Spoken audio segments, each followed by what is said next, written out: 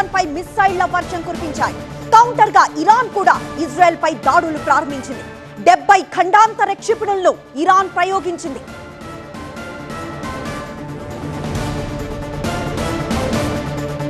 America సైనిక స్థావరాలను target చేస్తూ ఒకేసారి 10 దేశాలపై క్షిపణులను ప్రయోగించింది. Israel, Kuwait, Bahrain, Saudi Arabia, Jordan, Kuwait, Iraq, Qatar దేశాలపై ఇరాన్ క్షిపణి దాడులు చేసింది. దుబాయ్లో ఇరాన్ మిసైల్ దాడిలో ఒకరు చనిపోయారు. ఇరాన్ ప్రయోగించిన మిసైళ్లను కూల్చేస్తున్నట్లు ఇజ్రాయెల్ డిఫెన్స్ ఫోర్స్ ప్రకటించింది. ఇరాన్ రాజధాని టెహ్రాన్లో భారీ పేలుళ్లు జరిగాయి. 30 ప్రాంతాల్లో మిసైల్ దాడులు చేపట్టింది ఇజ్రాయెల్. ఉత్తర టెహ్రాన్లో బాంబుల మోతతో దద్దరిల్లింది. ఖమేనీ కార్యాలయాలే టార్గెట్ గా ఇజ్రాయెల్ అటాక్ చేసింది. ఇజ్రాయెల్ ప్రభుత్వం ఈ దాడులకు సింహ గర్జన అని పేరు పెట్టింది. ఇజ్రాయెల్, అమెరికా దాడుల తర్వాత ఇరాన్ సుప్రీం లీడర్ ఖమేనీ సురక్షిత ప్రాంతానికి తరలించారు. బంకర్లోకి ఆయన వెళ్లిపోయారు. ఇరాన్ డిఫెన్స్ సిస్టమ్ పైన ఇజ్రాయెల్ దాడులు చేస్తున్నట్లు తెలుస్తోంది.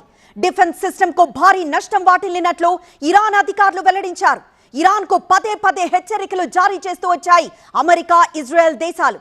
ఈ దాడుల తర్వాత ఇరాన్ తన ఎయిర్ స్పేస్ ని మూసేసింది.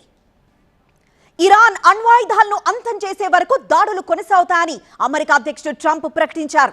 ఇరాన్ సైన్యం వెంటనే లొంగిపోవాలని హెచ్చరించారు. టెర్రరిస్టులకు ఆశ్రయం ఇస్తున్న నంబర్ 1 దేశంగా ఇరాన్ మారిందన్నారు. ఇజ్రాయెల్, అమెరికా దాడులపై ఇరాన్ స్పందించింది. యుద్ధం మీరు మొదలు పెట్టారు, ముగింపు మేము పలుకుతామంటూ స్టేట్మెంట్ విడుదల చేసింది.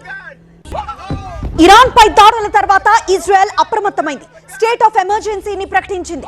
దేశవ్యాప్తంగా సైరన్లు మోగుతున్నాయి. దేశ పౌరులను అప్రమత్తం చేసింది ఇజ్రాయెల్ సైన్యం. దాడులు జరిగే అవకాశం ఉందని హెచ్చరికలు జారీ చేసింది. ఇజ్రాయెల్లో స్కూళ్లు, కార్యాలయాలు మూసేశారు. అంతేకాదు, ఇజ్రాయెల్లోని ఇండియన్ ఎంబసీ కూడా అడ్వైజరీ జారీ చేసింది. భారతీయులు ఎక్కడున్నా సురక్షిత ప్రాంతాల్లో తలదాచుకోవాలని చెప్పింది. అత్యవసరమైతే తప్ప బయటికి రావద్దని హెచ్చరించింది భారత ఎంబసీ.